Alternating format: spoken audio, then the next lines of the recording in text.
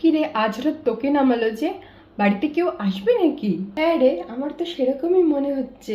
যাক বাবা, আমি তাহলে একটু রেস্ট পাবো। হ্যাঁ, আজ তো তোর ছুটি, প্রতিদিন তো তোর অনেক খাটাখাটনি যায়। আজ সবকিছু পরিবেশনের দায়িত্ব আমার। যা তুই গিয়ে রেস্ট করে নে। হ্যাঁ, রোজ একটা না কাজ করতে করতে আমি না পুরো হাঁপিয়ে গেছি। মাঝে মাঝে কিন্তু ওরা তোকেও ব্যবহার করতে পারে, কিন্তু না, তোকে দিয়ে শুধু ওরা বাইরের লোকেদেরই পরিবেশন করাবে। সত্যি আমার না এই শোকেস আর আলমারির মধ্যে পড়ে থাকতে ভালো লাগে না। मैं भी उड़ना चाहती हूँ, दौड़ना चाहती हूँ, गिरना भी चाहती। না না, একদম গিরে ঠিরে যেও না বাপু, তুমি এমনিই ঠিক আছো এক আধ দিনের জন্য, বাকিটা আমি সামলে নেব। কিন্তু আমার যেভাবে পড়ে থাকতে ভালো লাগে না।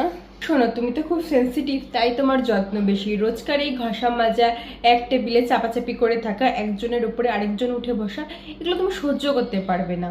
কিন্তু থাক, আর কিছু বলতে হবে না। যা, গেস্ট চলে এসেছে, এবার গিয়ে কাজে লেগে পড়ো।